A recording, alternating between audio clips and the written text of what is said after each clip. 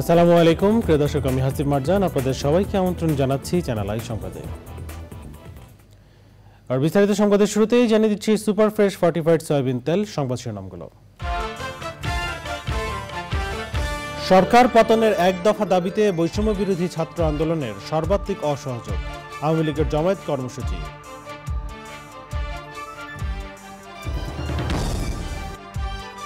আন্দোলনকারীদের সঙ্গে বসতে চান জানিয়ে আটক শিক্ষার্থীদের মুক্তি দিতে প্রধানমন্ত্রীর নির্দেশ, পেনশন ব্যবস্থায় প্রত্যয় স্কিম বাতিল। এবং প্যারিস অলিম্পিকের 100 মিটার স্প্রিন্টে দ্রুততম মানবী জুলিয়ান আলফ্রেড সেন্ট লুসিয়ার হয়ে প্রথম স্বর্ণ জয়।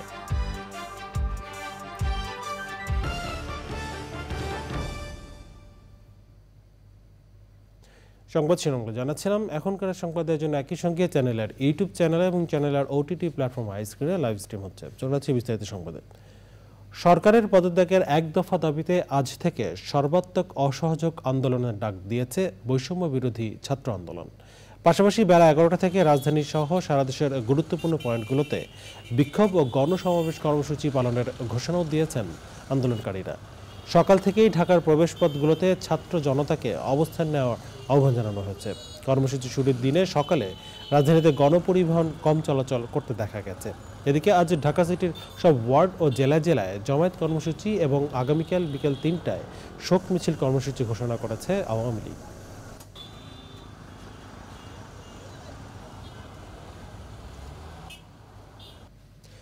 আর কোনো সংঘাত নয়, দেশের চলমান পরিস্থিতি শান্ত করতে বৈষম্য বিরোধী ছাত্র আন্দোলনের সমন্বয়কদের সঙ্গে বসতে চান প্রধানমন্ত্রী শেখ হাসিনা।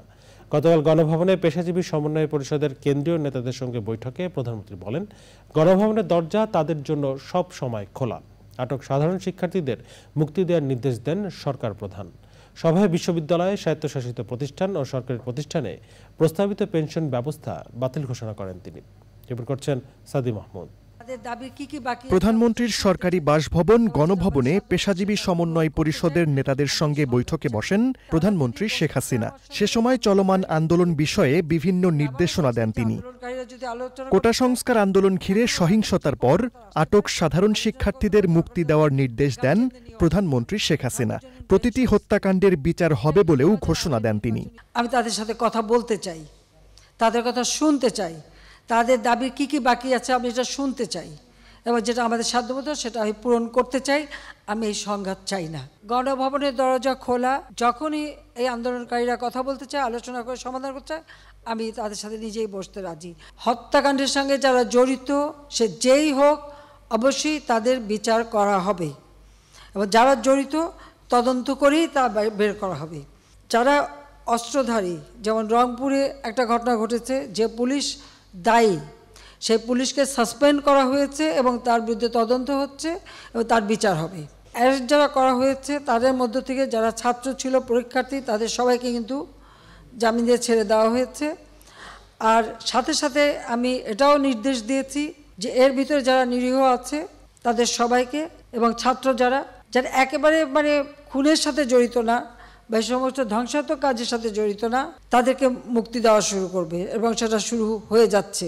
সভায় বিশ্ববিদ্যালয়, স্বায়ত্তশাসিত প্রতিষ্ঠান ও সরকারি প্রতিষ্ঠানে প্রস্তাবিত পেনশন ব্যবস্থার প্রত্যয় স্কিম বাতিল ঘোষণা করেন সরকার প্রধান।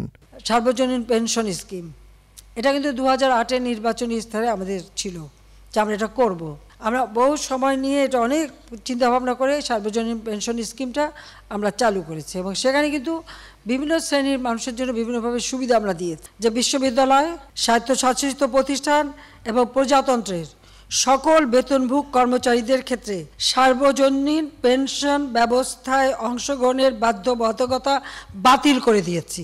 আলোচনার মাধ্যমে সংকটের সমাধান হবে বলে একমত প্রকাশ করেন পেশাজীবী নেতারা। সাদি মাহমুদ, চ্যানেল আই, ঢাকা।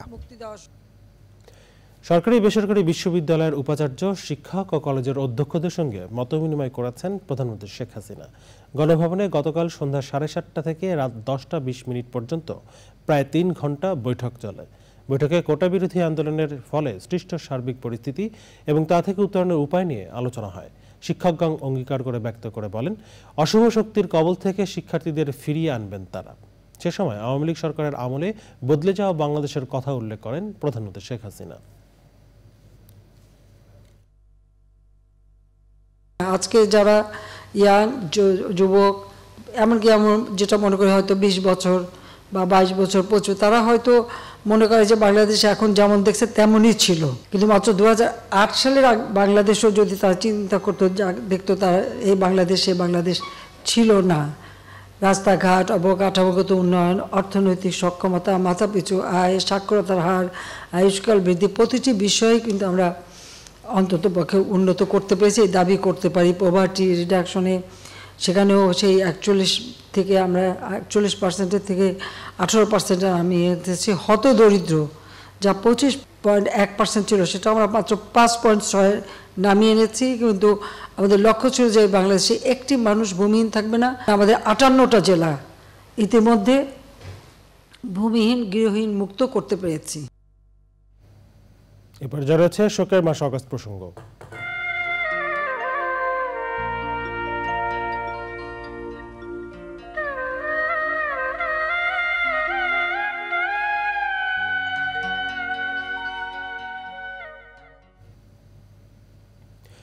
জাতির পিতা বঙ্গবন্ধু শেখ মুজিবুর রহমানকে সপরিবারে হত্যার অনেক আগেই ক্ষমতা দখল করে রাষ্ট্রপতি হিসেবে খন্দকার মোশতাক কী ভাষণ দেবেন তা লেখা হয়ে গিয়েছিল।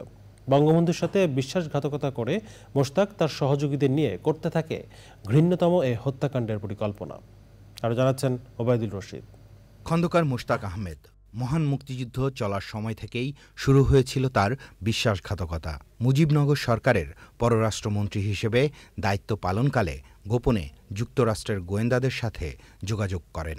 1971 সালে জাতিসংঘের সাধারণ অধিবেশনে যোগ দেওয়ার কথা বলে যুক্তরাষ্ট্রে গিয়ে গোপনে পাকিস্তানের সাথে সমঝোতায় যেতে চেয়েছিল মোশতাক, কিন্তু ভারত এবং প্রবাসী বাংলাদেশ সরকার তা জেনে যাওয়ায় তার আর যুক্তরাষ্ট্রে যাওয়া হয়নি। স্বাধীন বাংলাদেশে জাতির পিতার বিশ্বাস অর্জনে কূটকৌশলের আশ্রয় নেয় মোশতাক। প্রথমে বিদ্যুৎ, বন্যা নিয়ন্ত্রণ ও পানি সম্পদ উন্নয়ন এবং পরে বাণিজ্য মন্ত্রণালয়ের দায়িত্ব দেন বঙ্গবন্ধু। ঘনিষ্ঠজন সেজে জাতির পিতাকে হত্যার প্রেক্ষাপট তৈরিতে বিভিন্নভাবে ভূমিকা রাখে মোশতাক। এরপর শুরু করে হত্যাকাণ্ড বাস্তবায়নের পরিকল্পনা। বঙ্গবন্ধুকে সপরিবারে হত্যার দিনক্ষণ চূড়ান্ত করতে হত্যাকারী ও নেপথ্য কুশলবদের নিয়ে কুমিল্লার পল্লী উন্নয়ন একাডেমি, বার্ড, গাজীপুরের সালনা হাই স্কুল ও পরে নিজ গ্রামের বাড়িতে বৈঠক করেছিল মোশতাক। জাতির পিতাকে হত্যার পর তার ও পরিবারের সদস্যদের দাফনের আগেই নিজেকে রাষ্ট্রপতি ঘোষণা করে জাতির উদ্দেশ্যে রেডিওতে ভাষণ দেয় মোশতাক। মোশতাকের ওই ভাষণের প্রশংসা করেছিলেন সে সময়ের সেনাপ্রধান মেজর জেনারেল শফিউল্লাহ। মোশতাক তখন বলেছিল, ভাষণটি একদিনে লেখা হয়নি। Obaidul Rashid, channel I, Dhaka. জানাবো প্যারিস অলিম্পিকের খবর।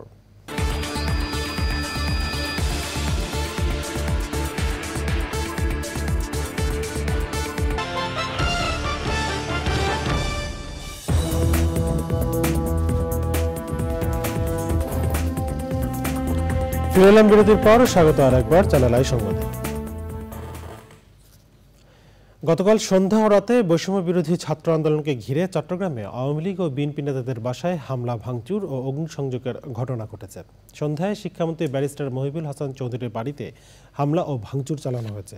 সে সময় কয়েকটি গাড়ি ভাঙচুর ও একটিতে আগুন দেওয়া হয়েছে। চট্টগ্রাম 10 আসনের সংসদ সদস্য মহিউদ্দিন বাচ্চুর অফিসে ভাঙচুর ও আগুন দেওয়া হয়। চট্টগ্রাম সিটি কর্পোরেশনের মেয়র বীর মুক্তিযোদ্ধা এম রেজাউল করিম চৌধুরীর বাড়িতে হামলা এবং ভাঙচুর করা হয়েছে।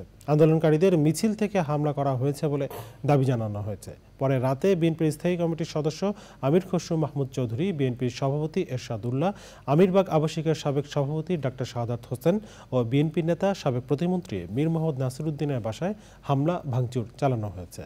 বিএনপি নেতাদের বাসায় কমপক্ষে 10 থেকে 12টি গাড়িতে অগ্নিসংযোগ ও হামলার জন্য আওয়ামী লীগ ও অঙ্গ সংগঠনকে দায়ী করেছেন বিএনপি নেতারা।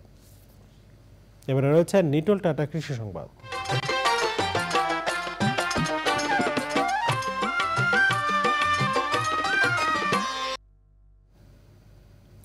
গোখাদ্যের সংকটে দিশেহারা হয়ে পড়েছেন কুড়িগ্রামের খামারিরা। এবছর বন্যায় ভূমি তলিয়ে যাওয়ায় বিপাকে পড়েছেন তারা। এই অবস্থায় চড়া দামে খড় কিনে গবাদি পশুর জীবন বাঁচাতে ব্যস্ত হয়ে পড়েছেন অনেক কৃষক। কুড়িগ্রাম প্রতিনিধি শ্যামল ভৌমিকের তথ্য ভিডিওচিত্রে আল মুকসিদের রিপোর্ট। জেলা প্রাণী সম্পদ অফিসের তথ্য মতে কুড়িগ্রামে 9 উপজেলার প্রায় 8.5 লাখ গরু ও মহিষ রয়েছে।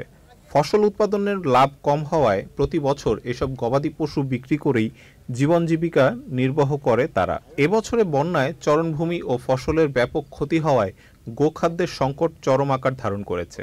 নদী বন্যা ঘাস শেষ করছে, পাটটার সমস্ত চলে গেছে, গরু বাছুর সব মরতে আছে, খাওয়া বিনেকার। খারাপ ঘর বাড়ি আমাদের ভাঙি গেছে, আমরা গরুর খাদ্য কিনতে পারছি না।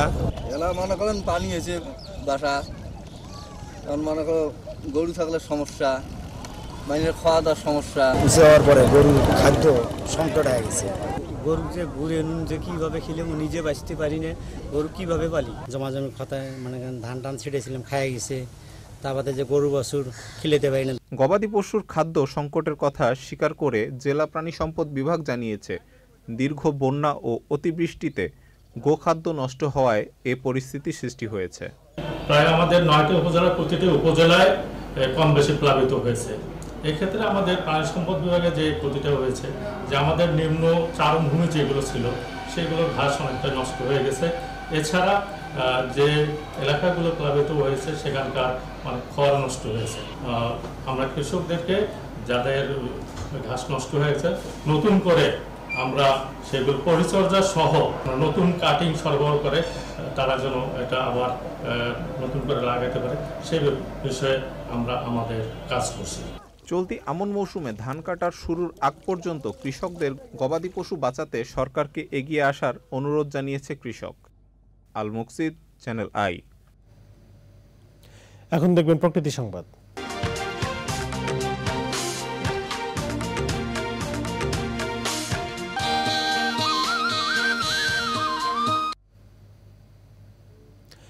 ফেনীর পরশুরামে 10টি স্থানে বাঁধ ভেঙে 58টি গ্রাম প্লাবিত হয়েছে। পানিবন্দী হয়ে পড়েছেন হাজারো পরিবার। রাস্তাঘাট তলিয়ে যাওয়ায় জনদুর্ভোগ চরমে। স্থানীয়দের অভিযোগ, প্রতি বর্ষায় বাঁধটি ভেঙে গেলেও স্থায়ী সমাধানে কোনো উদ্যোগ নেয়নি কর্তৃপক্ষ।